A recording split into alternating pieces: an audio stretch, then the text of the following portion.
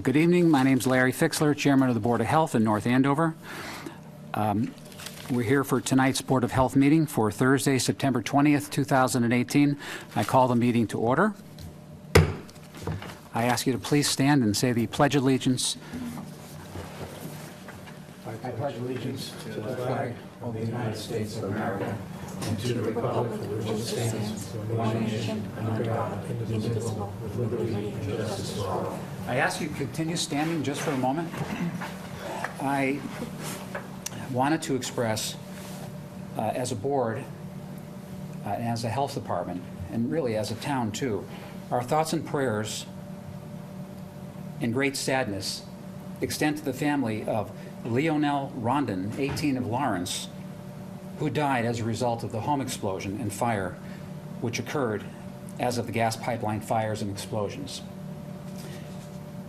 And I want to take a moment of silence for Mr. Rondon, the residences and the businesses of North Andover, Lawrence, and Andover that suffered loss and devastation due to the gas explosions and fires. Just a moment of silence, please.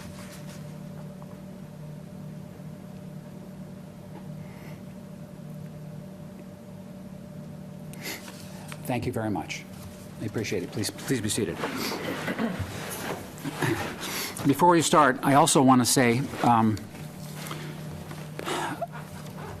expressing a great deal of appreciation and thanks to all the town volunteers and public safety personnel for their assistance and dedication to help. The health department was in and around town during the emergency and on call 24 hours a day, and also continues to be so. So I want to let you know we are there for you if needed, and we are monitoring everything. Thank you. Now we'll start with the agenda. Let's do the approval of minutes for July 26, 2018. Joe? They've been reviewed and ready to be signed. Any? Move approval. Do I have a second? Second. All those in favor of approving the minutes say aye. Aye. Aye. It's unanimous. Minutes have been approved. Okay. The next thing is item 4, which is under public hearings, is Royal Crest request to continue. Brian? I've been meeting with Royal Crest and some of the town administrators here. We are moving forward. We have elected to hire a third party to go through the water table data and soils and do some additional monitoring to determine the actual issues with the water table in the building itself, and pick one of those third-party engineers in the very near future and move forward. So they requested to continue until we have more information to make a determination, and I support their recommendation of the request to continue. Okay. This is something we should vote on? Yes. Or, okay. Yep. Move to continue. Second. All those in favor to continue the Royal Crest public hearing, say aye. Aye. Aye. It's unanimous. Okay, good. Under communications, announcements, and discussions, we have Jeff is here from TBI to present. Jeff, would you please stand up and state your name and your position, and if you live in town, your address? Jeff Thompson, 147 Hill Road, here in town, Okay. with Thompson Brothers Industries on Holt Road, construction, demolition, recycling facility. Really, we're here, I'm here to seek the board's guidance on some modifications to the site. I've met with the DEP. They said what we're looking to do is not new. Other facilities have done it. One of the first item in the handout, when you look at the east side of the building, you'll see that there's a conveyor coming out the side of the building, and what we're looking to do is put a temporary structure on the east side of the building for the wood fuel. It is the unpainted wood that is shredded up, extracted from the construction demolition waste, shredded, and is used as a boiler fuel in Maine and up in Canada. Problem that we've run into is that we're making more wood than the current bunker inside the building can handle. So we need some additional space to be storing that wood. The facility up in Maine, which is our primary, uses the wood in their boiler as fuel. When they have a shutdown, it causes us additional problem where they can't accept the wood. We keep on making wood every day. The bunker can only handle so much. So we're looking to put up a tent outside of the existing building where we would then just conveyor this processed wood. And there's a picture in there. It should be picture number 5, which just shows what the wood looks like. It's just, I mean, it looks like bark mulch, basically. That's the one. It just looks like it's all processed, shredded wood.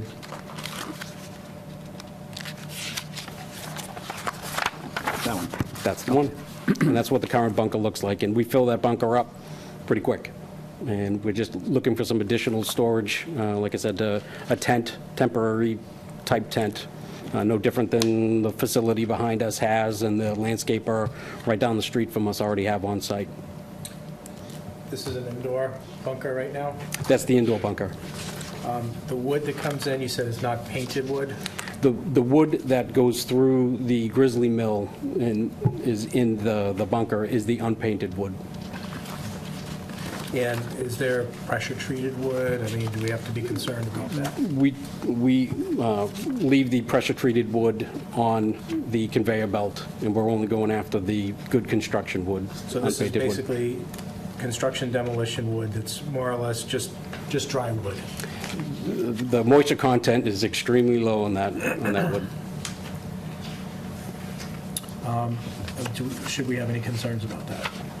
Not that I can see of originally. I met with Jeff a little while ago just to discuss this at a very preliminary level, just to see what they want to do for operations and what they were looking to expand with. I had him obviously come up with the board to talk about it in more depth with you guys. But from a public health standpoint, odor, chemicals, rodents, birds, I don't see an issue or an attraction with this type of a material. What about like fire risk? Is that not our issue? Not our issue. It would be obviously in a site that is open. No, the buildings are far away from each other. It would be covered, from what I understand. So I don't think that's our issue, but I don't see it as being a huge problem unless somebody lights it on fire on purpose. Jeff, is this a picture of, whose is this? That is just the manufacturer had sent me some pictures of the type of structures. Clearspan was the manufacturer, the type of structures that you could anticipate seeing. Do you have to go through any permitting process in order to put a structure like that up, or how does it work on your end? I believe where it's just a temporary structure, I don't believe there are any building permits for temporary structures. I think you may have to get a building permit for a tent this large, or for something, even temporary tents for fairs, for temporary events at like Osgood Landing. They do pull building permits for those large tents. But obviously my focus is first the Yeah. Board of Health. Those- And wise, very wise. Yeah. Some of the other pictures show, we're looking to put a tent on the east side, but while we started to look at a tent on the east side, we also started to think about putting up a temporary structure on the west side of the building where the drop-off area is, and to put a tent up large enough where we could put the containers where people drop off material, TVs, the regular household. Maybe we could put that inside of a tent as well and get residents out of inclement weather when they want to drop material off. I know the electronics recycler would prefer that if we could keep the TVs and the monitors from being wet. The cardboard, I know the cardboard recycler would definitely prefer the cardboard coming out of the facility to be dry. So we were also thinking about putting up a tent on the west side of the building as well.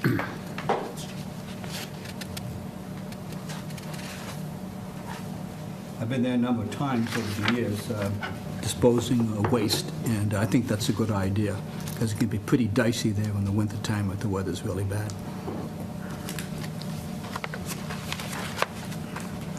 What do you need from us?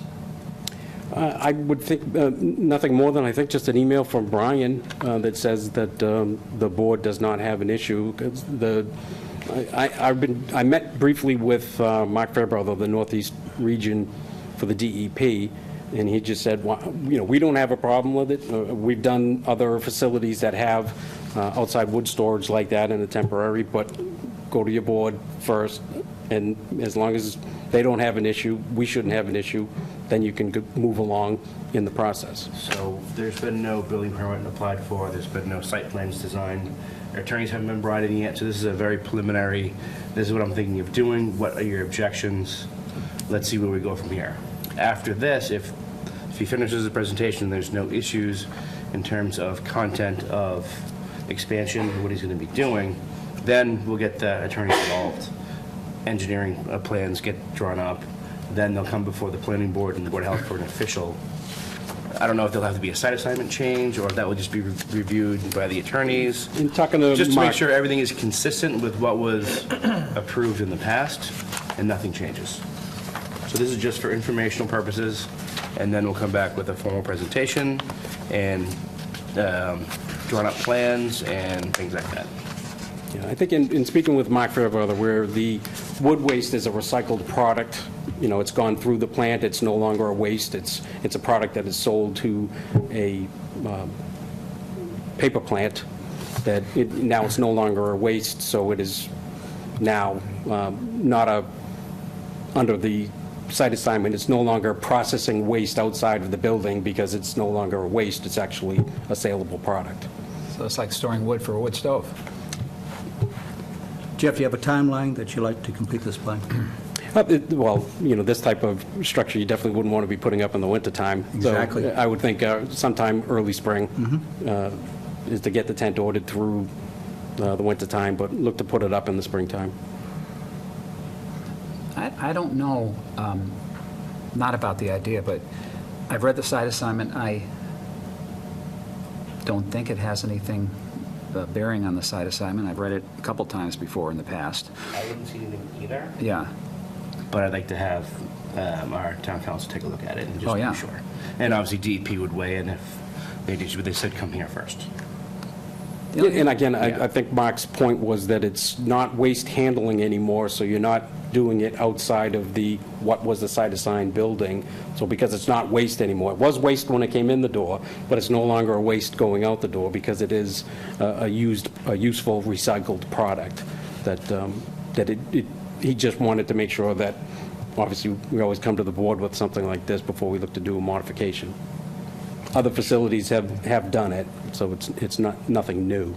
Is that something you could say about everything that goes out of your facility? Once it's been recycled and separated and so forth, it's... Well, the material that has value, yes, Yeah. it is no longer a waste because now it's a saleable product. The only thing that comes to mind with the, and I don't know, this is probably all building, is that a structure that size, it looks like it's a foundation. It doesn't look... They use the concrete blocks to really secure the clear span, which Yeah. is just the metal poles, and it's a tent structure, really to hold that tent structure in place. When you've got wood or any kind of commodity, you see a lot of recycle facilities will have them. Towns that might have just a transfer station where they have the tents. Salt sheds, North Andover has the new one, and they over at the DPW yard, they've got the new tent there, and they've got the concrete walls going up only because of the weight of the sand and the salt on a tent would just tend to blow the fabric. Something like this one with the higher walls? Yes. And then the lower walls are with the tent? Okay, I see what you mean. Yeah, the town's got the new one over at the DPW is a nice one. And following So- the recycled business, I know the business has taken a major hit, particularly with China limiting imports. Yeah, the single stream has been, that part of the business has been extremely challenged. They're really having to do a much better job of making sure that the material that they're sending over. Quality. Yeah. They literally have Chinese representatives, only because I know some people that are in that business, that they come out and they will inspect every bale of material before it gets loaded and signed off on, and woe be to you who sends material over there in the ship that gets rejected, because you end up paying the transportation cost forward and backward, because it's coming back to you. Yeah, I'm aware of all that, and I just wish you and your company well, because you provide We valuable don't, service to our community. Yeah, but we don't deal with that part of it. We take the material, but it goes down to the new JRM facility down there on Route 1. And they, I'm sure the material, they've got some very modern equipment in there dealing with that single stream. But the only other pictures that are in there, and I had talked to Brian about, well, there's a piece of equipment that in our very near future that we see that we're going to have to add. It's called a baler. Just a larger piece of equipment to deal with the post-process material. The material that has gone through the plant is really not recyclable, that needs to be disposed of. The options in New England are dwindling for landfill disposal. Casella Waste has a landfill, construction demolition landfill up in northern New Hampshire. They had sought an expansion from their local board and did not receive it. They may have another year or two left. Southbridge, Mass, Casella also had a landfill out there, sought an expansion and did not receive it, and they only have a year or so left. There's a transfer station in Cambridge that has been construction demolition, that their property is more valuable right next to the McGrath Highway than it is for a transfer station, so they're going to be closing.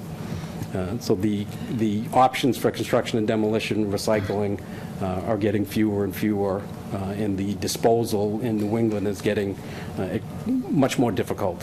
So one of the options is the less populated part of the country that has lots of old strip mines and old quarries and few people. They're taking the waste out in that part of the country. So a baler would allow us to bale the material up. You can see the big green poly bags that they either get loaded on tractor trailers and sent out as backhauls. I know this part of the country used to be a manufacturing powerhouse, but we really don't manufacture any goods anymore. And trucking is still the predominant way that materials move throughout this country. So as everything gets dropped off or delivered to the Northeast, those trucks are heading west with empty space. So one of the options would be backhauling this type of material, baled up. I've got an example of what the poly bags are. They're extremely strong, extremely durable. And especially the type of waste that we're dealing with, where it's post-process construction and demolition, you're not going to have the food smell, you're not going to have the leakage. And the bags are so much better than the old systems where they used to have the computer controlled wrapping of the bales. The newer bags are much better. Been there a number of times over the years, and I must say it's a very impressive operation that you have there. Thank you. I don't believe that all the board members have been there. I spoke with Brian about it earlier this week, because we may want to set up another tour in the not-too-distant future. So one of the other items that we're looking at is this baler, and to be moving material from one end of the building to where the infeed of the baler was one of the ideas, and it's on the front, the very first page.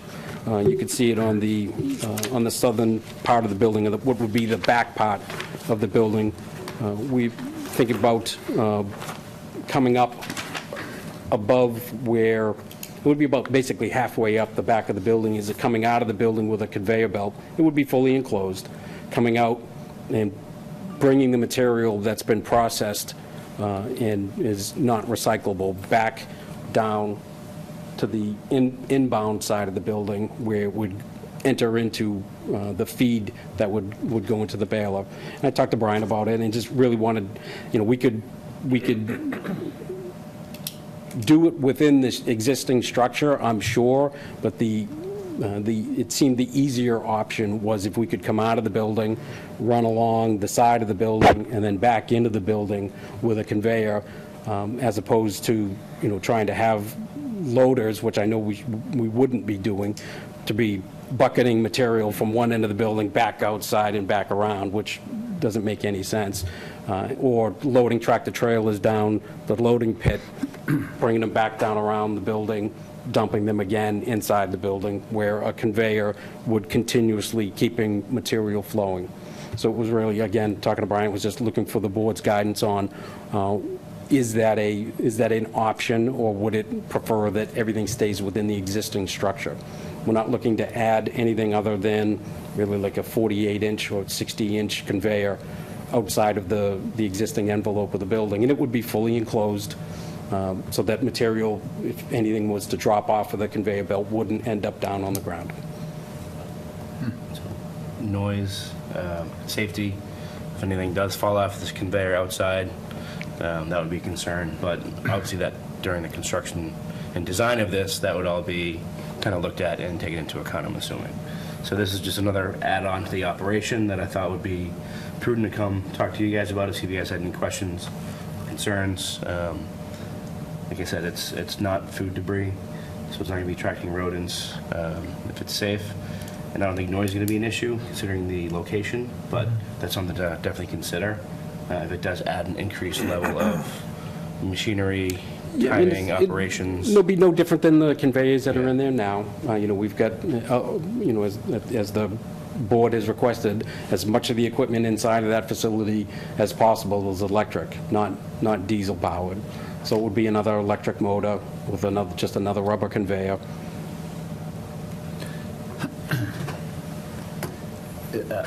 Same question, as far as the site plan.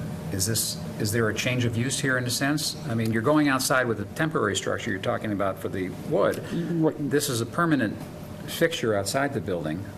I don't know that answer. We'd have to have the attorney. Is it raised up? It's raised, it would be, if you look at the back of the building, we have the bunkers where the wood and aggregate and metals are dropped. Right. It would be above those, because we would still have to be able to go in.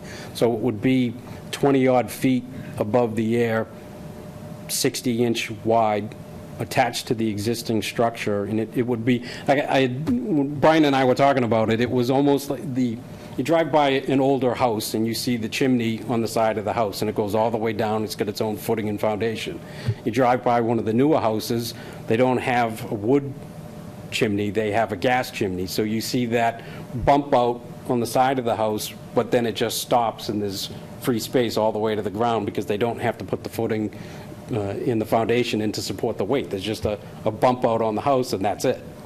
That's what it would be more or less like. It would just be a bump out from the existing structure with nothing underneath it. So we'd have to determine what the requirements are based on the site assignment. If this is an additional structure, it is 20 feet tall and No, the structure wouldn't be 20 feet. It's 20 feet above the ground, 20 feet above the ground. and then there would be Well, yeah, but I'm saying 20 feet height. of nothing, Yeah. and it would just be attached to the existing structure. Right, so that's something to look at, that's something to think about, but I think in terms of what he's talking about, it's not an additional structure, because it's just a very large gutter up above everything down below. There's no footing, there's no pilings, there's no structural supports, it's all up above. So it's not another building, but you would need a building permit to obviously install it and Oh, sure. All that Obviously, you'd kind have of new electric motors, so you're going to have Right. the electrical inspector out. So it's 60 inches wide?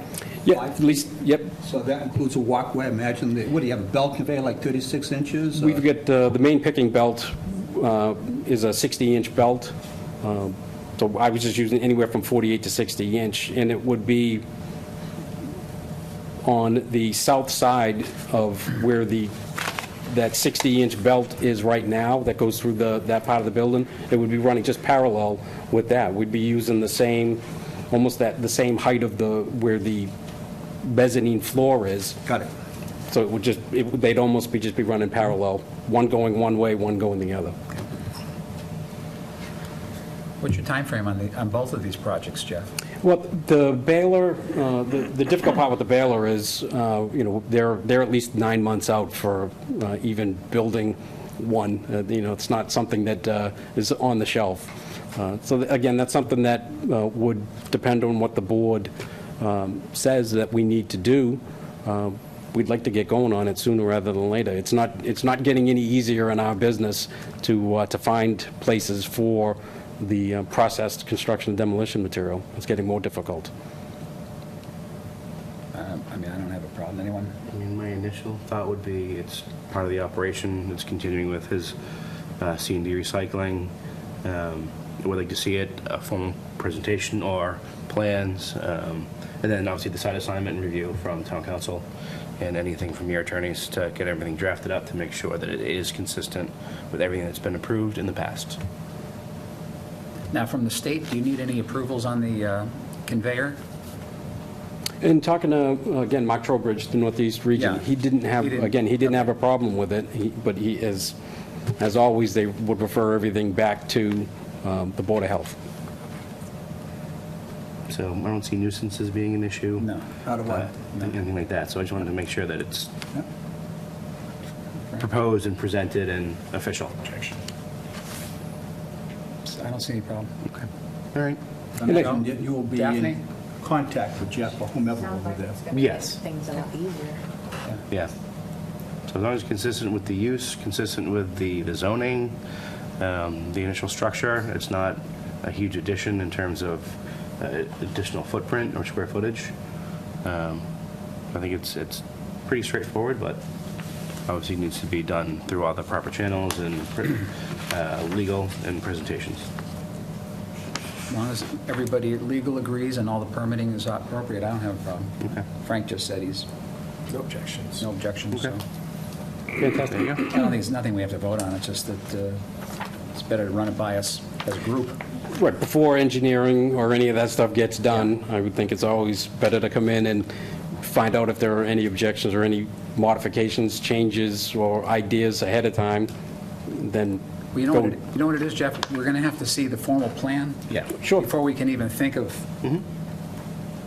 structure. Yep. As far as the final, we need to see something, Yeah, concrete, engineering absolutely. plan, Yeah, so that yeah, we some can engineering, absolutely. look at it and then determine whether or not we feel it's appropriate or if there needs to be a change on it. Okay. Agree? Okay. I almost wore that shirt today. I like it. It's fine, Great, Jeff. thank you. Thank you.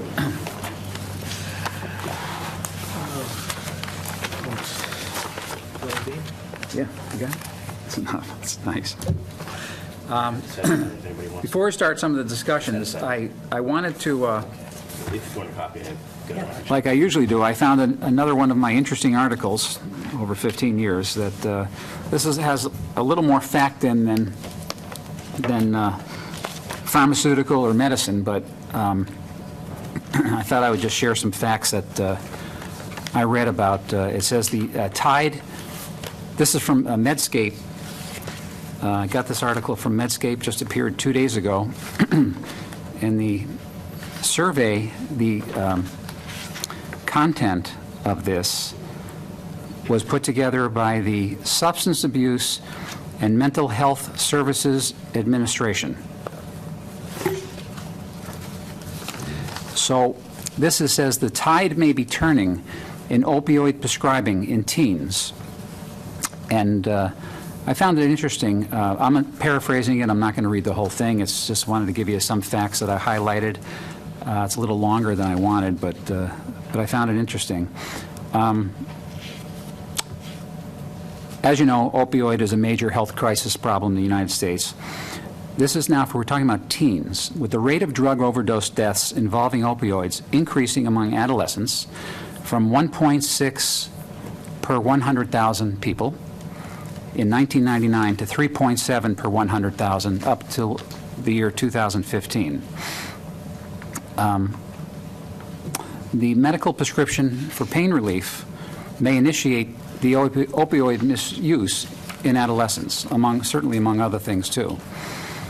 The CDC, the Center for Disease and Control and Prevention, came out with their general prescribing guidelines in 2016, and it's online if you wanted to find it, and other literature recommending more caution when prescribing opioids to adolescents than to the older age groups, because studies have not tested the efficacy, meaning whether or not it makes good sense and will be effective in this population, and because there's a critical window of vulnerability for substance use disorders among teens, adolescents.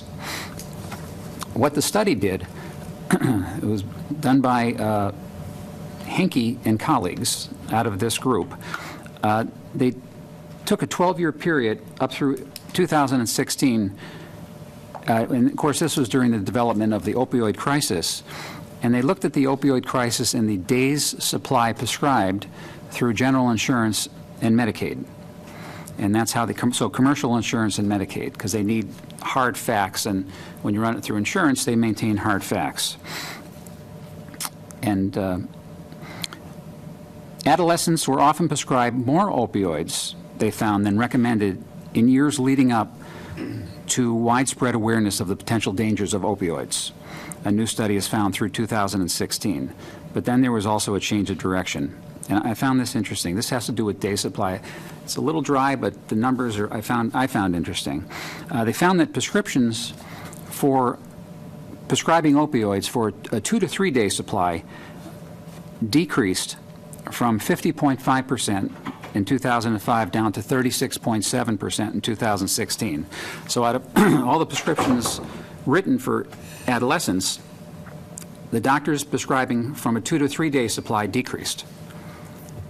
But in 2016, they found that the prescribing of a 4 to 5 day supply increased in adolescents, which is not going in the right direction. So in 2005, doctors writing for prescriptions for a 4 to 5 day supply was, out of all the prescriptions, 30.2%, increased to 37.7% in 2016. So the doctors actually were prescribing more opiates, which is very strange. But the suggested is a 3 day supply, depending upon the severity of the need and whatever procedures they might have had. CDC limit is recommended for a 3 day supply in 2016 for acute pain. The promising part on this, on the data, is the data showed also that there was a 3.6% increase for physicians writing for opioids for adolescents for 1 day supply. So the doctors, as of 2016, their final year of the data, they found more than doubled, actually almost tripled, for the lesser day supply of 1 day supply. Pretty small, but they may have had a tooth pain or something, or a toothache or tooth extraction, whatever it might be. So they found that the doctors were writing for less of a quantity, the 1 day supply. Yet on the other hand, in 2016, they also found that the doctors were prescribing 4 to 5 day supplies, and of course it could be for chronic pain. People have chronic pain in various age groups depending upon what their condition is. The 1 day supply was holding steady at 1% to 2% until 2016. And then all of a sudden, the prescribing of 1 day supply of opioids increased, which is certainly better than a 2 to 3 day supply or a 4 to 5 day supply. So I hope this isn't too dry, but it is interesting, showing that hopefully the amount of opioids going to adolescents overall will decrease. Part of it still is education. Part of it is you go to the emergency room, you go to the dentist, wherever you might go to in pain, particularly the emergency room, their goal is to treat an emergency. And if it has to do with pain, they'll want to prescribe, out of care for the patient, enough to get them through probably till they're able to see their primary care physicians. So increasingly, the states are looking at imposing day supply restrictions for adolescents, which I found interesting, that are often more restrictive than those for adults. So I thought that was interesting. Guidelines have recently discouraged opioid prescribing for chronic pain, as other forms of pain relief can be more effective and have less risk addiction. I found this. Opioid misuse often begins, as you know, with a medical prescription. They have to get it from somewhere, or unless they get it from a friend, or they get it from their parents, or wherever they might get it from. Use of prescribed opioid analgesics before high school graduation is associated with a 33% increase in the risk of later opioid use. So when we were talking, Frank was talking about tobacco and vaping and so forth, when you start, the younger you start, the more dangerous it is that you'll continue and it'll expand later in life. By the end of high school, approximately 13% of adolescents have used prescription opioids non-medically. I find that very, very upsetting. And misuse of opioid pain medicines during adolescence strongly predicts later the use of heroin or something stronger. Unfortunately, marijuana is going to be legal to sell, so that's also pretty scary. So I just wanted to let you know what the states do is they're looking at days supply. Insurance companies are looking at days supply. I'm not sure I completely agree with everything they're doing, because some people have chronic pain and need it. They'd have to now, maybe go through more hoops to get a prior approval and so forth. But one thing I do like that they're doing is DEA and all the states they're not all electronically done, but they want to have controlled substances electronically transmitted to pharmacies. So this way they have it's a perfect record of what's going on from the physician's office to the pharmacy. And it's called Prescription Monitoring System. And Frank, you probably see it in your practice. Yeah. And so what that allows is the physician to online to go in with his username and passcode and key in the patient's name. I haven't seen it, so please correct me if I'm off base on that. And determine where the patient has been, if they've filled it, if it's been done properly, filled through the prescription monitoring program. The pharmacies, when they fill a prescription, the data gets transmitted to this program as part of the state.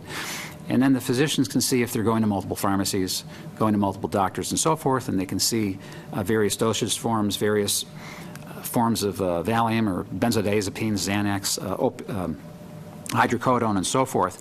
It's a great system to catch overusers and people that doctor hop, pill mills and so forth. So they are using it. They're using it in Massachusetts. They're using it, I believe, in Florida. They use it in New Hampshire. A lot of states use it. Not all the states are using it. But the electronic transmitting of controlled substances is a real plus, I feel, for helping to control a lot of this overuse and people getting from not just Schedule II narcotics, but getting prescription drugs that are in Massachusetts, it goes from Schedule 6 to Schedule 2. So Schedule 5, 6, 5, 4, 3, 2 are all schedules where whatever drugs they're in, Schedule 2 are narcotics, amphetamines, and so forth. It allows the physician to track what's going on. So hopefully all the states will be on electronic prescribing in that situation. And that's what I wanted to go over. I found it interesting, and just wanted to share that. So, thank you. Okay. Now, get the agenda. Now, under communications, Joe is going to talk about natural gas itself, its evolution, how it's distributed, and the dangers. Joe? And what we do know. Yes. What happened in our town. This past Monday night, Andy Maylor, our town manager, spoke about this at the Board of Selectmen meeting, and he really gave a good presentation and review. I watched it on YouTube. You can watch it on North Andover GovCAM. There have been numerous articles in the Eagle Tribune and the Boston Globe. Matter of fact, I first found out about it from a friend of mine on the night of the 13th, about 5, 6 o'clock in California. So specifically, I'll be talking about the gathering, interstate transmission, and distribution of natural gas, and what we know about the explosions and fires I'm not going to talk about potential causes, as this is the purview of the National Transportation Safety Board. And on my part, it'll simply be conjecture. And then when I'm done, I'm going to turn it over to Brian, and he'll talk about the effect that this has had upon our community and the people that live in our community. But I'm just going to give a very brief review of natural gas, what it is and how it's transported. Natural gas. Well, natural gas is plants, diatoms, that is one-cell algae, animals. Now, the definition of an animal is an organism that eats organic matter, eats carbon. So an organism is, say, an amphibian, a reptile, a bird, a mammal, human beings, and fish. And natural gas, it's from the sea. These little organisms, going back hundreds of millions of years, when they died, they settled to the bottom, and they kept on going deeper and deeper and deeper into the muck. And over time, with inordinately high pressures and temperatures, and attacked by, say, bacteria, a lot of the impurities, such as carbon dioxide, sulfur, phosphates, nitrogen, and so forth, were removed. And what remained was, it's like a sludge of hydrocarbons. Hydrocarbons meaning carbon and hydrogen.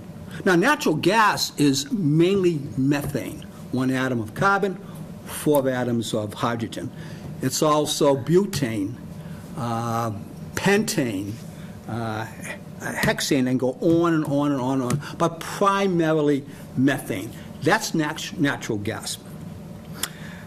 And what is the difference between natural gas and oil? How is one formed and not the other? Well, it depends upon what the constituents are and what is the temperature and pressure at that time, because they're both from the sea. Coal is particularly from peat bogs and swamps around the land. Very different. So, there are 3 types of natural gas pipelines. There's a gathering line from the wellheads to the processing plant, interstate transmission, and distribution. The gathering line from the wellheads to the processing plants, typically very small diameter. It's like a tree. It all goes into the trunk, very low pressure, goes to the processing plant where water is removed, carbon dioxide is removed, hydrogen sulfide is removed, and you end up with these hydrocarbons. The hydrocarbons then go to the intrastate transmission line. It's from 200 to 1,500 psi, pounds per square inch. How does it get up to that pressure? It's compressed. You can compress a gas. You pump a liquid. So the gas is compressed at this high pressure. And then it goes to the distribution system. That's where our problem seems to have been, in the distribution system. And it's called a city gate, where the pressure is taken down from this 200 to 1,500 pounds to maybe 6 psi. Very, very low. In the United States, there are 2.2 million miles of these distribution lines. 97% of them are plastic. In Massachusetts, we have old lines going back 157 years. And the old lines are, well, they're just iron. Some steel, some iron. So they're being replaced with the plastic lines. In the interstate transmission system and the distribution system, there is a supervisory control and data acquisition system to monitor what is going on. Matter of fact, I believe this is first noted, this high pressure, correct me if I'm mistaken, Brian, somewhere in a monitoring station in Ohio, I believe, that it was noted that, hey, we have a spike, this pressure is high. Let me talk about the safety measures in the distribution system. There are leak detectors There were odorizers. Basically, an odorizer is a mercaptan that is a sulfonated product. So that you can smell it. It smells like rotten eggs. It's added to the natural gas. Natural gas does not have an odor. There are pressure regulators. That's a red flag. There's also pressure relief valves. That's another red flag in the distribution system. Again, it's sheer conjecture on my part what had happened, but those are two possible red flags. This is what we do know about our domicile. We should know, actually this is what we should know. We should know how to turn off gas, oil, water, and electricity. And if we smell gas, evacuate. Now what we know about the fires and explosions in Andover, North Andover, and Lawrence, there are about 80 of them, 80 explosions and fires, including 32 impacted properties in North Andover. One person was killed, 25 people injured. I don't believe anyone from North Andover, but it's horrific nevertheless. 1,517 homes and businesses in North Andover still don't have natural gas. Those are the homes and businesses that I believe are on the low-pressure natural gas line. It's like 0.5 psi. At the time of the explosion, gas distribution lines were being replaced around the old Showcase Cinema in Lawrence. Does that correlate to what happened? I don't know. At the time of the explosion, gas distribution lines were overpressurized by a factor of 12. So instead of 0.5 psi, it was around 6 psi. That's what we know. We also know a few other things. Whenever the fuel ratio of natural gas is between 5% and 15%, any spark can cause an explosion. And that's what happened. In 2009, there were 0 deaths associated with natural gas transmission, and 10 deaths were associated with natural gas distribution, one of whom was that individual, the young man in Lawrence that you mentioned earlier, Larry. As I said, the piping distribution system in Merrimack Valley is very low. Gas will not be completely restored until about 48 miles of the old iron gas lines are replaced with plastics. That may not be till the 19th of November. Imagine if this happened like in the middle of the winter. Oh my God, it's bad enough as it is. Imagine if it happened later at night when people are at home, or in the middle of the night when people were sleeping. It's miraculous that matters were even worse than what they were. 8 DPU gas system inspectors have retired in the last 3 years, leaving just 2 state inspectors. I question that. I got that a couple of days ago from the Globe. I question that, but that's what they wrote anyway. Now, as far as the cause, we'll find out in a year or two from the National Transportation Safety Board. It's a very long time to wait, but we'll then be in a much better position to assure that this doesn't happen again. Brian? Thank you. Before we go to Brian, thanks, Joe. Appreciate that very much. Also, I just want to let people know that at the Selectmen's meeting, Town Manager Andrew Mailer gave a presentation on the state of affairs, that everything that transpired from a timeline to a complete execution plan and how the recovery is progressing. So I really do urge people to watch that. You can get it on YouTube. Joe, I think you said Yeah, so YouTube. this afternoon on YouTube. You can go to the town website. Yeah, North Andover CAM. You can go to North Andover CAM. I think you can get it at our website too, can't you? I believe so, yeah. All right, so Town of North Andover website should have a link on there to it. It was an excellent presentation that Mr. Mailer gave, and it really informed me as to what was going on in town and how the people were affected and hurting, and businesses too, not just people, but homes. I have some friends that had damaged homes.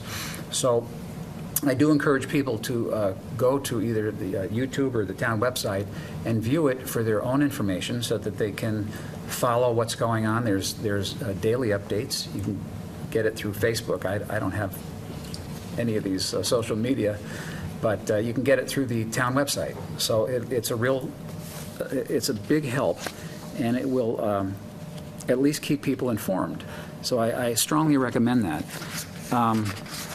Yesterday, I was at a little party held for a fellow who's assistant top manager, and he is retiring tomorrow. Rosemary, one of our town selectmen, a woman, was there.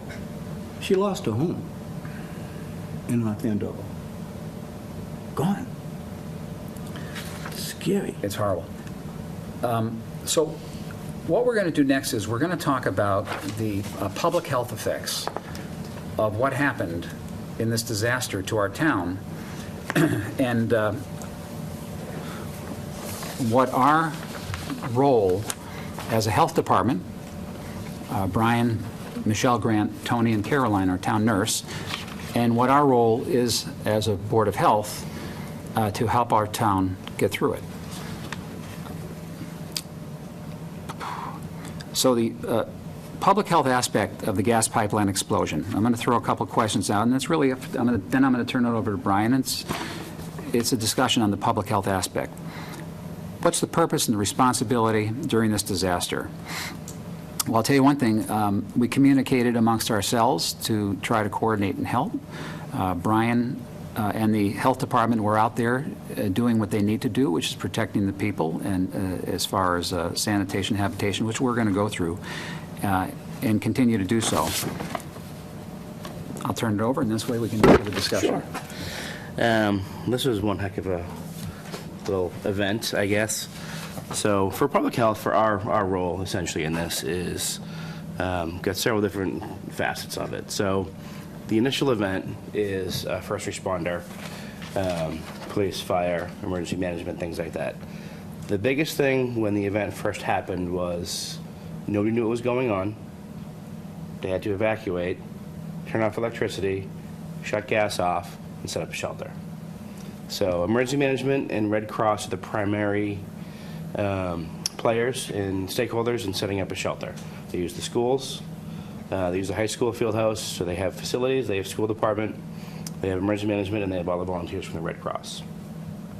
When this happened, I had reached out to Jeff Coco, who's our emergency management director, and spoke with him and John Sevastano, who is one of his CERT team members, and they were leading it with the Red Cross. I alerted our regional MRC, which is a Medical Reserve Corps, for put them on standby. That's several hundred volunteers with all medical backgrounds or have been vetted through the regional MRC coordinator. And they have ID badges, they're all vetted, they're all ready to go. So we put them on alert for Andover, North Andover, and Lawrence at this point. We didn't know how far outreaching it was going to affect other towns and cities.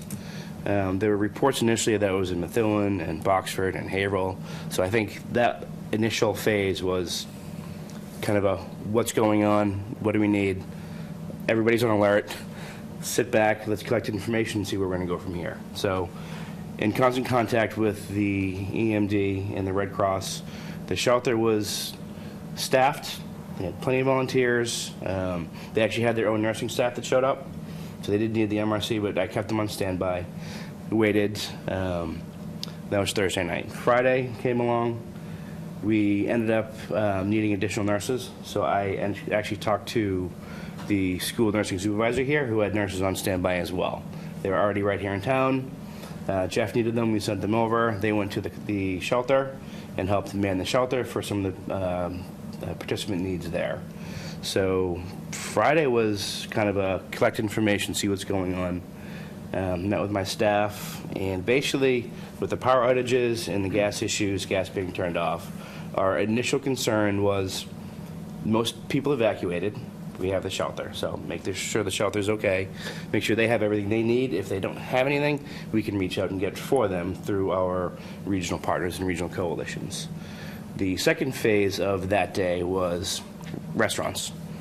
Food safety, restaurants being shut down, not having electricity, and who's affected. We didn't have a clear idea as to where this went, how outstretched it was and what the actual issues were at this point. So one of the things we did, we sat down first thing Monday morning, came up with a game plan.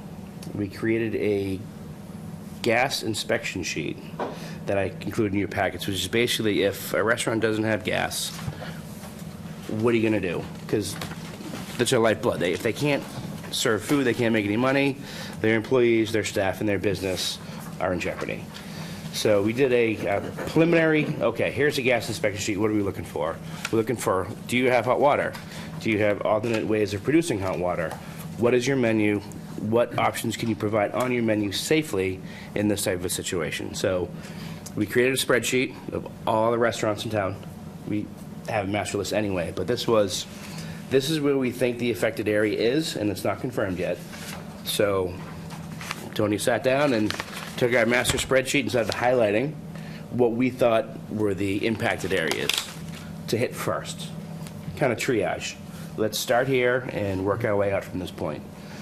And that's what we did. So Megan, our food consultant, Michelle and myself started hitting every single restaurant in person to see if anybody was there, see what their situation was, give them information, and give them the inspection checklist that we're looking at. So there's the criteria, and what can you do? Talk to us about what you can do and how you're going to do it safely.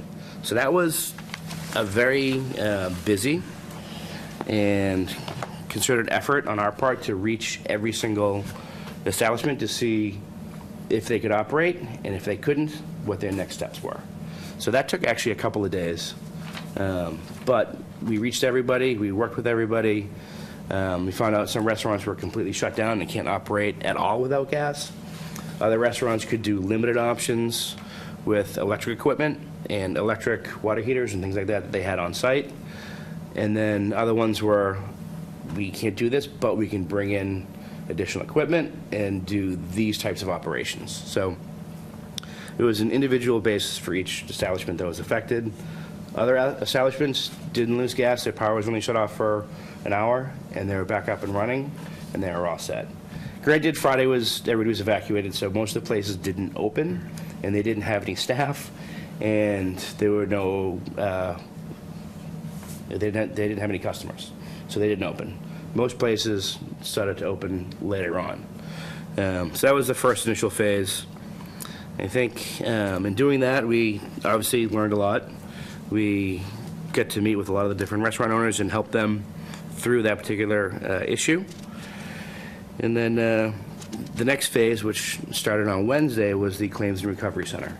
Ryan, before you go to the next phase, just to stay on this one, what happens to the food? Oh, sorry. One of the things that we did with the restaurants that lost power, Yeah. they toss all their food and they can get reimbursed for it. So one of the things that we would do is we would give them an inspection sheet from the health department that listed items that they were to discard, or amounts, or just general statements that they can then use for their insurance company to get reimbursed. If a restaurant is going to get paid for what they threw away, they're more than happy to throw it away and get new stuff. They don't want to get their customers sick. They'd rather be safe than sorry. But us being there and giving them an inspection sheet says, health department was here, inspected, food out of temperature, critical violation, please discard all product. And then we list out some of the big things that they had, or if we just said discard all product and walk-in cooler. And they were happy with that, and they're more than welcome to toss it and get all new stuff. So that was one of the things that we did initially and right up front, which obviously takes some time, but that was part of the initial gas inspection, was did you lose power, did you lose gas, what's your operation, did you toss food, things like that. So I'm trying to do all this by, for the most part, memory, and it's been a very trying couple of weeks. So the next phase was the recovery center. That was set up on 1st and Main over next to CVS, where Columbia Gas representatives were there, town representatives, and emergency management was there to help set everything up. And it went well. It was extremely busy, and people were starting to get a little anxious. There was a heightened level of stress and anxiety. So we ended up activating the Medical Reserve Corps for that and brought in behavioral health specialists to come in, just talk to people, talk to the workers, talk to the residents, calm people down if they needed it. But essentially, people were fairly, really calm and good, but there were a few that were a little anxious and a little stressed out. Obviously, considering the situation, that would be expected with being evacuated, not having gas, not having heat, not having hot water, having small children. So it all kind of compounds itself and goes from there. So that's ongoing. Still ongoing with restaurants right now, getting people back up and running. Some restaurants that we do have are still without gas. Several are not open and can't operate at all. Several are doing alternate methods for hot water and warewashing and do have limited menus. So we've been going back through, circling back around and inspecting and checking on them, seeing how their operations are going, seeing if they have any questions, seeing if they need to tailor anything a little bit differently to what they want to do, and working with them on that. Some restaurants have actually converted over to propane. Some have actually installed electric water heaters underneath all their hand sinks and have low-temp dishwashers with chemical sanitizers, and they're back up and running. It's just a change of their typical operation and maybe investing a little bit of money up front to keep their business open and running with, for the most part, full menu. We also created a script for the staff and for the admins at the office for tenants and landlords calling in.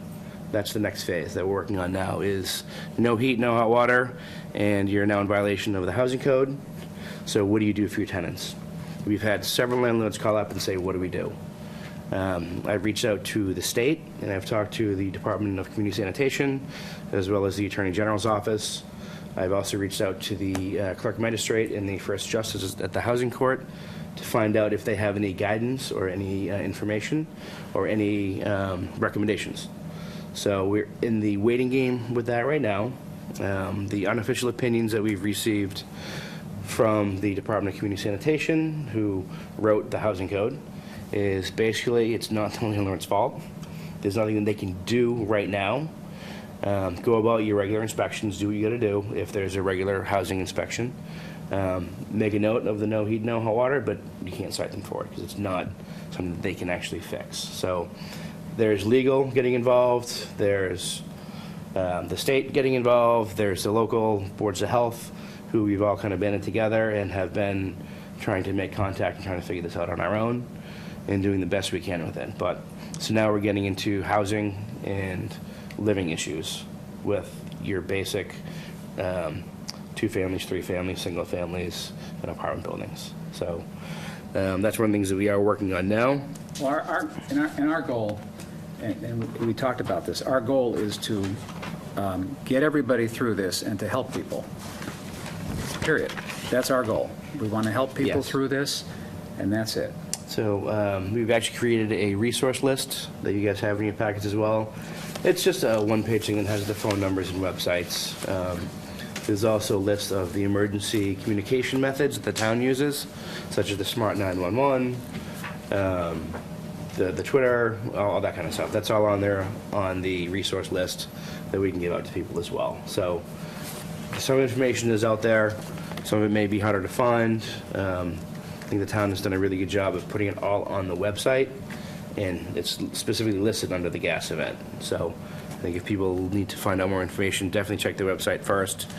Everything that goes onto the town's website is thoroughly checked before it's actually published, which is a very good thing. So you know when you go on there and you see something, it's accurate and it's correct, and you don't have to worry about, is it a rumor? Is it conjecture? Is this number going to work? Is this website live and active? It's all been vetted and is something that the people should use as a good resource. So I'm waiting to hear back on the state. I'm looking to set up a meeting, and I should be meeting with the housing court sometime next week. One of the clerks that they had was on vacation this week, so hopefully he gets back to me on Monday, and we can set that up. But that's our main focus right now, is to work with people on getting them, if they qualify for the space heaters, getting them the space heaters. The hot plates are being given out at the resource center, so people can actually heat up water and cook food. And the showers are an issue, but the Y is still open for residents, and they can go and take showers whenever they want, whenever the Y is open, and so that's still available. I'm a member of the Y. I go there maybe every other day, and plenty of shower stalls available. I had heard that people were concerned about going because they'd have to wait in line. That just is not the case. Yep. the night of the fire and explosions, Friday, Thursday the 13th, I made a number of calls, and I went to the evacuation area, that is the high school. At that time, I don't know exactly how many people were there, but let me say maybe 90. The vast majority of whom were seniors. And my heart was just bleeding for them. People that were there, because I know people that lost their power, they just go to a hotel, they get money. Vast majority of the people there were poor. And the seniors that were there, they're there because they don't have an in-depth, or they're confused, or they don't have an in-depth support system. They don't have children. Or maybe the children consider them more of a liability than an asset. They don't have friends, and they're there, and it was awful. And I offered my home to a number of them. No one came back, but I just felt bad. There was a segment of the population. Here in North Andover, we have over 6,000 seniors, one of whom, as you can see, is me, 9% of whom live in abject poverty. Abject poverty in our town of North Andover. Like it or not, it's the truth. And I saw that Thursday night, and I know that Brian, you and Larry were there the following day, Saturday, and it was rough. It was really. I just came to help out and find out what, if anything, they can do. And is anyone there that I know? Come on back with me. And I left. I had tears in my eyes when I left. I have been giving situation reports to the Department of Public Health. Initially, it was on a daily basis.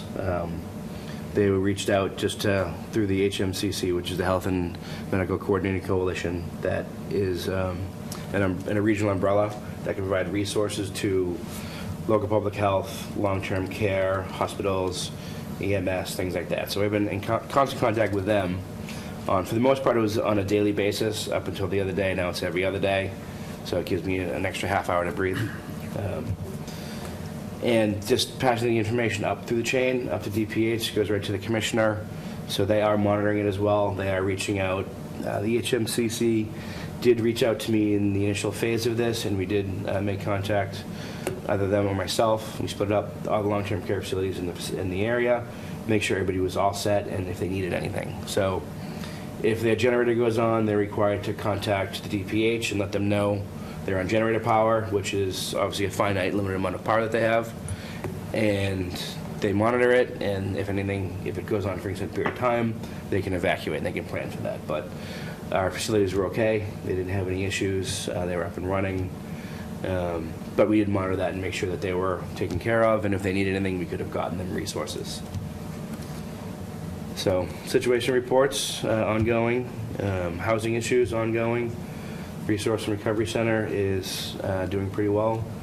The reports we've gotten from the Y is that they weren't overcrowded.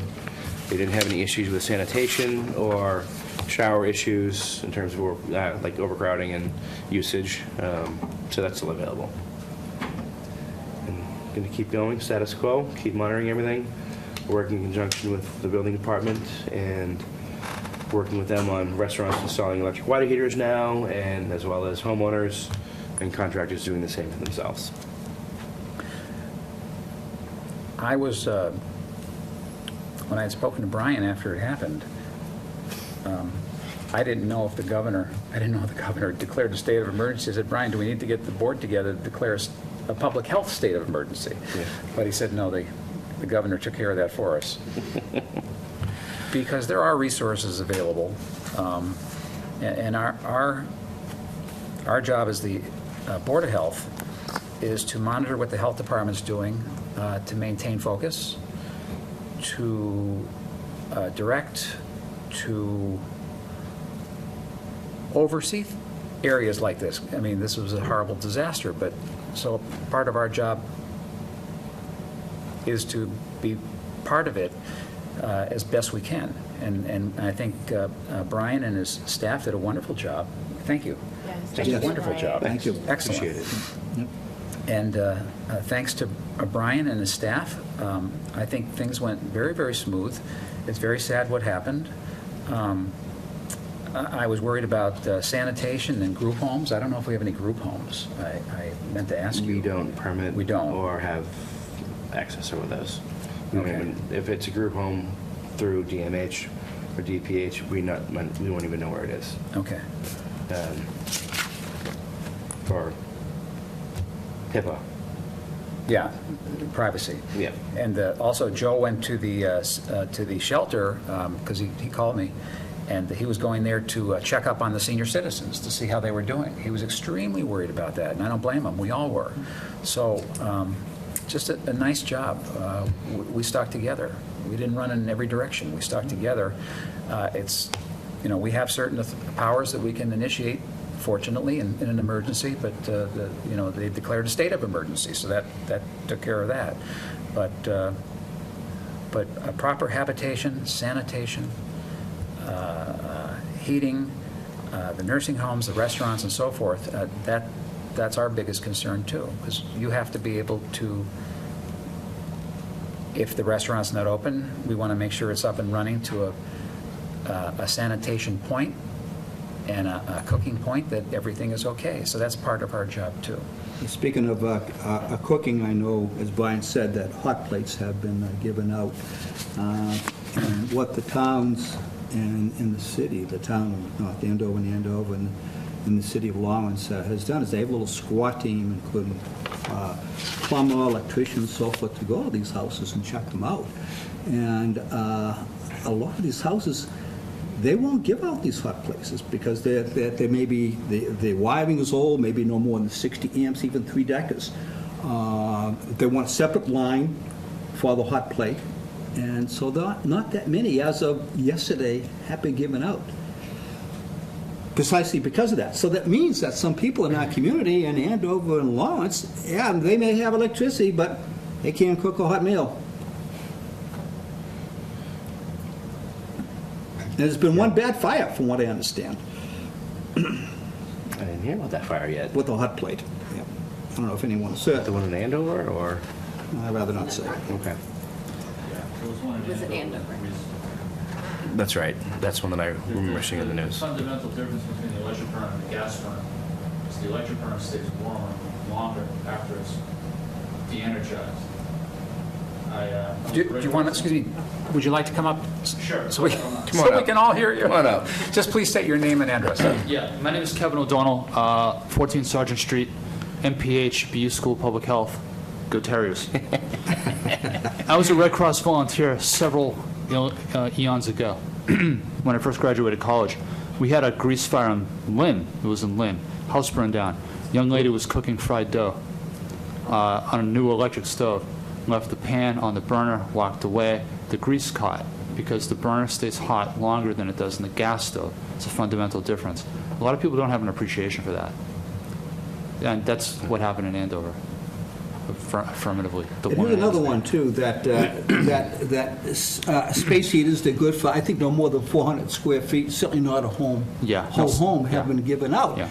And I have reason to believe, I've been told that these space heaters, it's like a light bulb. You see a little coil in it and it gets hot. Yeah. It's hot. So it's a coil heater. I know at my home I have four heaters. They're like little radiators and they're full with oil. They're terrific even if they turn over or fall down. Now you have some that are ceramic that can fall down and they turn off. But nevertheless, I'm just saying, well, what type of heaters have been given out? I don't know. I've been told that they are the ones that have the widest. Yeah, most of them are going to have it at a minimum of mercury. I'm also an electrician, amongst other things. Yeah, I don't want to go down my CV. They'll have little mercury switches in them or little gravity switches, so when they do flip over, they'll turn off. That was a huge problem decades ago. Trailer fires, apartment fires, space heaters. That's what would happen with them. The old space heaters would get kicked over, and bad things would happen. I did have a question. That's why I showed up here tonight. I heard a lot about what you did on the last several weeks, what was done. I'm more concerned about what is going to be done. My education and my faith tell me I'm supposed to look out for the little guy. And so we have several people, elderly people, that I know people have helped them, but are they going to continue to help them? because this thing is ongoing, and as we all know, the weather's going to get worse. So is there a plan afoot to look forward to people who are vulnerable, as opposed to what we've done in the immediate? We have the immediate need, and we have the immediate short-term need, if you know what I'm saying. We have the long-term need. Is there a plan for the long-term need for the most vulnerable? I haven't gotten that far yet, but I'm working on it. Okay. I do know that some of the elderly housings that we have right now, they're out of gas, have, up through the chain, even through the governor's office, have been made a priority to get their gas established back on immediately. Beyond that, I haven't gotten to that phase yet. I think, luckily, it's not in January, like we talked about earlier, but I think this is definitely a long-term thing. We have to start looking at that now. And the people in Francis Street, the housing authority units, you guys are aware of those as well? Yeah. The planning the town planner, Monica Gregoire, is actually in charge of this aspect of it. Okay. So I haven't met with her. I've been out in the field and I've been doing other things since this started, but I will be talking to her and finding out what the long-term plan is. My elderly neighbor has been quite overwhelmed by this process and these events, and I've been helping him. My wife and I have been helping him and his wife through the last several days. I come to find out the recovery process, he may have been overwhelmed or may have been misled. Apparently, he claims to have filled out a recovery. I'm going to say this, and this is sort of hearsay, but not really. He filled out a form at the evacuation center, and he said it was identical to the form that he filled out when I took him to the recovery center at the old Converse space. Mm-hmm. He was never contacted by anyone, and I'm of the firm belief that somebody took paper from him and never did anything with it, and I don't know who or what. And I think if it happened to him, it probably happened to others. So there may be others out there. Was it at the high school where you filled Yes, this out? sir, it was. That's the recovery center, the high school, the evacuation center. I think, And yeah. I think if it happened to him, it most certainly happened to others. So there may be other people out there that, according to, as far as Columbia Gas is concerned, are unaccounted for, and they're not getting what they truly deserve. If you know anybody, have them call the town right away. All right.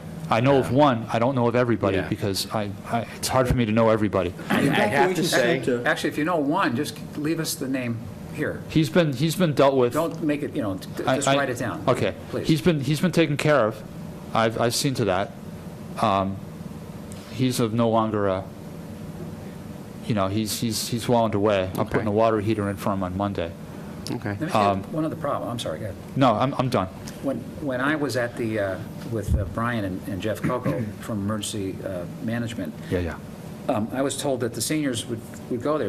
And you're right, this is a big deal. That's why Joe went there, too.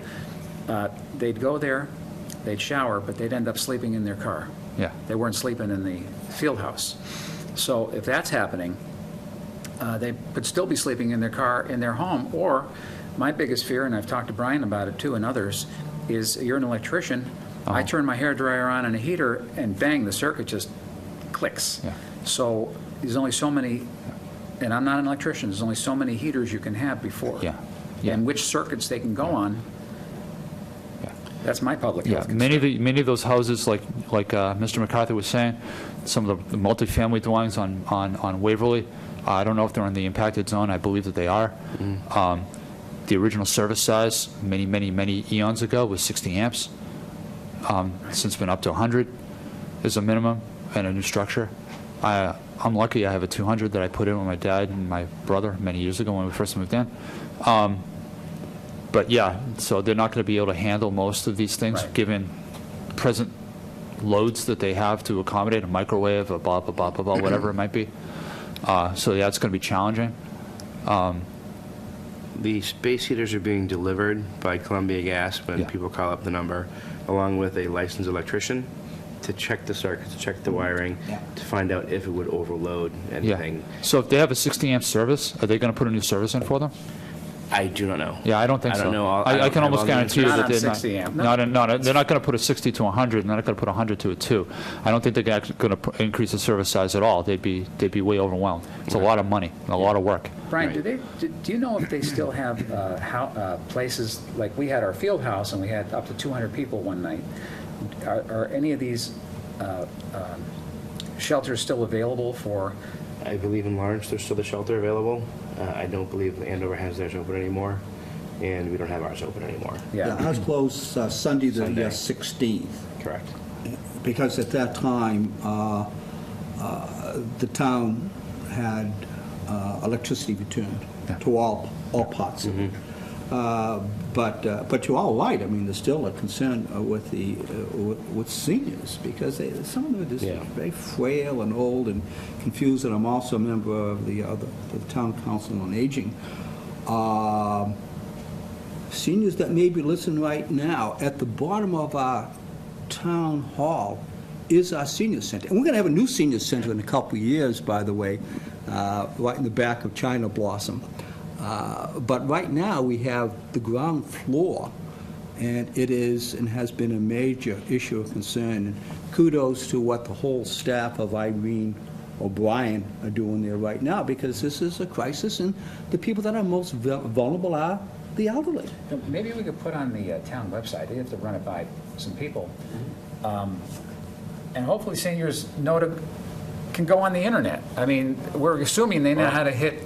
Yeah, my 85-year-old Internet neighbor, Explorer. my 85-year-old neighbor doesn't have that. I mean, the only thing we can do, what I was capability. thinking was maybe put on the town website, and you'd have to find out first from Lawrence if they're still open, and if it's a problem here, definitely has to be addressed. And then, of course, the town executives would have to know too.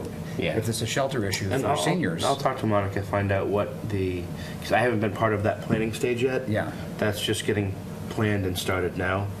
I've been in a separate area, but I can definitely talk to Monica and find out what the plan going forward is. But anybody, if they have any issues, call the senior center, call town hall, come by town hall. We can definitely take them by a case-by-case basis and see what they need and what they need assistance with, and get that for them. I'll leave you with this, ladies and gentlemen. We've keyed in on seniors because that's been my experience the last 2 or 3 days, and I've been helping John out for several years now. But I prefer to think in terms of the most vulnerable. That we probably have several single mothers out there with children, and it's going to get cold pretty soon, and it puts them at risk as well, not just the old. I mean, we all know the elderly and the cold, and it's bad, but it's also bad for them. Here's a problem. We have two ends of the spectrum that we as not as a board of health, but as just human beings, we have a responsibility towards, that we have to kind of try to do our best to make sure that they don't get lost as well. Statistically, if you look at a senior center anywhere in the United States, the average age of one being interested in the senior center is 72. Because people that are younger than that say, well, I'm not a senior yet. I'm not going to go there. Yeah. And most of them are women. Why? Because they tend to marry men that are a little bit, certainly in the past, a little bit older. We don't live as long as women anyway, and they're the ones that are most vulnerable there. I don't really know of the 6,000 plus seniors in North Andover, how many of them really have the good understanding, fundamental understanding of what our town offers to them. A lot of them We do a great job, we really do. Because they don't. A lot of them probably don't. No, They don't have computers. They're not old. Even if they did, I'm they not don't have old yeah, to you're go to not senior old. center. I'm not old either. Yeah. I'm 51. They don't have computers. They don't necessarily have cell phones. They don't have the common. They just don't have these tools. They never needed them. They don't have them now. They never needed them when they were 35. No, but You know, it's sometimes it's going to take legwork, and if that's what it takes, that's what it takes, and then we have to do the legwork. We just have to know where to do the legwork. Well, one thing would be is if you live next door to a senior citizen, if any people that are watching, knock on the door, make sure they're okay. Yeah. I mean, that's common sense, but yet it may not be common sense to some people. Yeah. You know, Dr. Fixler? No, it's Dr. McMillan. Dr. Larry. McMillan. Yeah. I said the RPH, so I thought you might have a doctor of pharmacy. No, it's just pharmacy. No, Okay, I just missed it. good enough. I have 4 master's degrees. I just missed it too. what was I going to say? They don't know. They don't have access. They never needed it. They don't, and they're out there. And I just remember what I was going to say. You know, the closer we get and the better our communications get, I dare say the further apart we are. I don't know my neighbor. I know most of my neighbors, but you know what I'm saying? Most people just don't. They're just not connected anymore. It's a nameless, it's a faceless society. Well, And that's a global commentary. I realize that, but in a more local context, a lot of people just don't reach out. They don't know who the neighbors are. They come and they go and they lock themselves in, and that's it. That's back. You know, that's it. My world is electronic now. well, And tonight what we that's want- very sad, but it's Oh, yeah. anyway. Tonight, what we wanted to do was to let the people watching know, the residents, whoever's watching, what happened public health-wise and what needs to be done, which is what we're working on, and how we can help. And that's part of tonight. And you're doing a fine job. Thank you very much. And, but it's, listen, it's still an impossible situation. You have people out there, I don't know what's going on with them. And Certainly I it have is. no way of knowing what's going on unless somebody reports it or they dial 911. Whatever phone number they can dial, that's what we need, is for them to dial it, Yeah. basically. Yeah. Affirmative. And we have the reverse 911, too, Yeah. which is very good. So Thank you, ladies and gentlemen. I appreciate it. Thank you for getting involved. Have a good evening. Yes, thank you. Thank you very, very much. Frank? New business. Yeah. So unless anyone has anything they'd like to, Michelle or Daphne, to bring up on this, okay? We'll conclude that, and I want to thank, I just want to thank everybody for what we're doing tonight. Number 6, we're going to leave that now and go to new business, scheduling tobacco hearing October meeting. So there was a second sale of tobacco to a minor from, I believe, I don't have it with me, A1 Prime on 114. So we're going to call them in for hearing at the October meeting. With the second sale within 24 months, I believe there is a potential suspension involved with that. I did not get a chance to re-review the regs before tonight's meeting. That was my initial intent prior to a little guess of it. But I will send them a letter, call them for the next meeting. That'll be on your agenda for potential suspension of a tobacco permit. Okay? That's it. We'll let the reports go till next time. Yep, Unless that'd be there's great. anything you really want to talk about. No, we're good. We're good. Okay. Anyone else have anything they'd like to bring up? Okay. Do I hear a motion? I make a motion to adjourn. Motion to adjourn. Do I have a second? Second. All those in favor say aye. Aye. Motion carried.